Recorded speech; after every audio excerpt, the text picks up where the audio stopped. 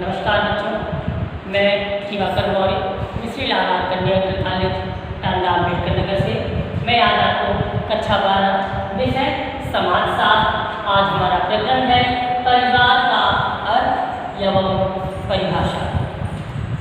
परिवार स्वाभाविक और महत्वपूर्ण सामाजिक संगठनों में सबसे प्राचीन और पूरे विश्व में पाए जाने वाला संगठन है। परिवार एक सार्वभौमिक संगठन है।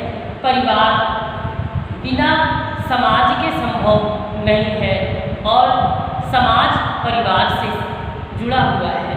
परिवार और समाज दोनों आपस में एक दूसरे के पूरक होते हैं। मनुष्य की समस्त आवश्यकताओं की पूर्ति समाज के द्वारा होती है और समाज में कौन से लोग जुड़ते हैं?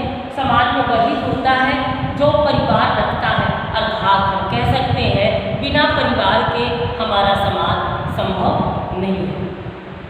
परिवार समाज की वह केंद्रीय इकाई है जिसमें परिवार को सार्वभौमिक रूप प्रदान किया जाता है। माता पिता, भाई बहन, चाचा चाची, अन्य परिवार के जो सदस्य हैं वे एक साथ निवास करते हैं। परिवार विस्तृत भी हो सकता है, परिवार छोटा भी हो सकता है, परिवार सीमित भी हो सकता है। प्रमुख विद्वानों ने परिवार को निम्नलिखित रूपों में परिभाषित भी किया है। सबसे पहले हम देखते हैं आगमन और निमका। परिवार स्त्री और पुरुष की बच्चों सहित या बच्चों रहित अथवा केवल बच्चों और बड़ों या पुरुष के साथ एक महिला को परिवार माना गया है।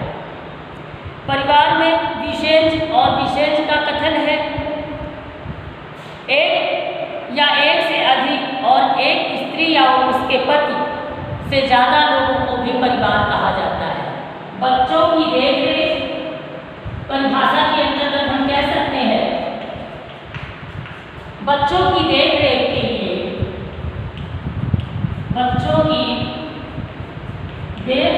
के लिए एक स्त्री और एक पुरुष का होना अनिवार्य है, जिसको हम परिवार की संज्ञा दे सकते हैं। परिवार की प्रमुख विशेषताएं। परिवार की विशेषता क्या होती है? हर संस्था का कुछ ना कुछ उद्देश्य होता है, तो परिवार का भी कुछ उद्देश्य निर्धारित है। इसकी विशेषताएं क्या है? पहला तो है पति पत्नी का संबंध।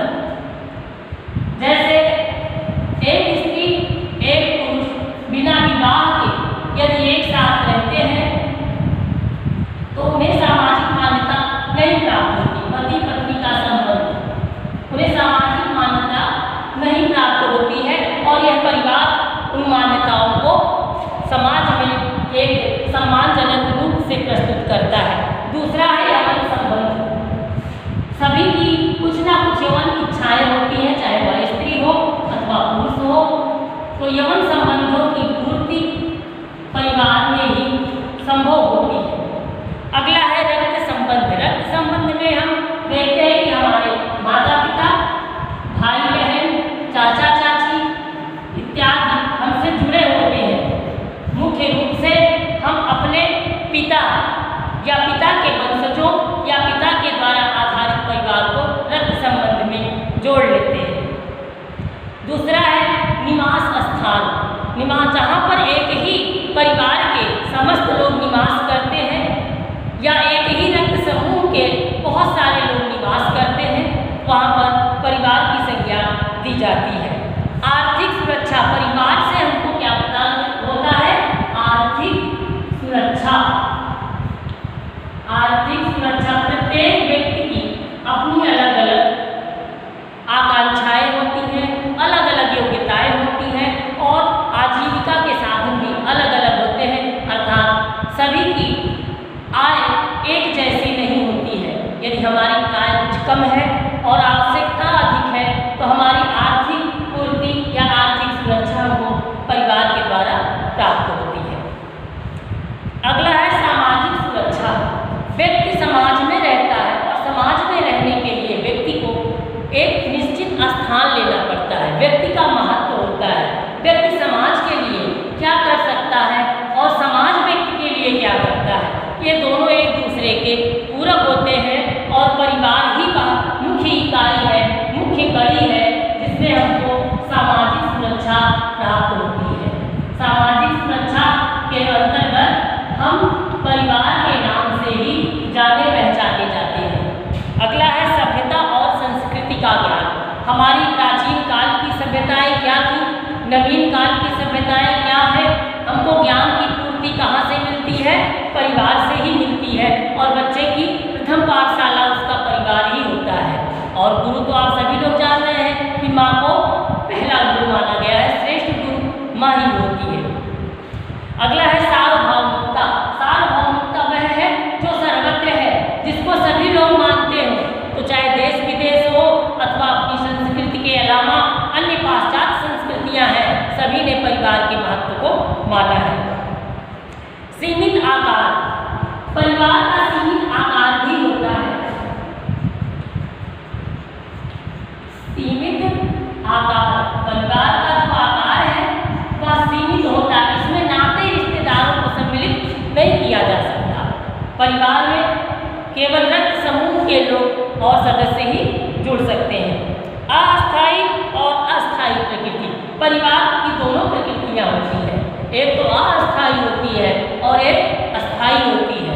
कुछ परिवार ऐसे हैं कि समूह में है जो कि अस्थायी है, लेकिन यदि एक ही व्यक्ति उसमें से निकल कर कहीं बाहर पैसे कमाने के उद्देश्य से चला गया तो रहता तो परिवार से हटकर है, लेकिन वहाँ अस्थायी रूप से है। उसका परिवार, उसकी पत्नी, उसके बच्चे उसके साथ अस्थायी रूप से है, वह भी हमारे परिवार का ही अंग है। परिवार के विविध रूप। परिवार के विविध रूप। मुख्य रूप से परिवार दो प्रकार के पाए जाते हैं, एक तो पितृसत्तात्मक और दूसरा मातृसत्तात्मक। पितृमूलक परिवार और मातृमूलक परिवार। पितृमूलक परिवार में पिता के वंशज के आधार पर परिवार का नाम चलता है और मातृमूलक परिवार में माता के वंश के आधार पर परिवार का नाम चलता है। पितृसत्तात्मक परिवार में घर का मुखिया या परिवार का मुखिया पिता ही माना जाता है और मातृसत्तात्मक परिवार में घर का मुखिया माता या माता के बाद अन्य कोई उस घर की बड़ी महिला मानी जाती है। आज के लिए इतना ही काफ़ी है और अगले चैप्टर में हम आपसे मिलते हैं। नमस्कार, धन्यवाद।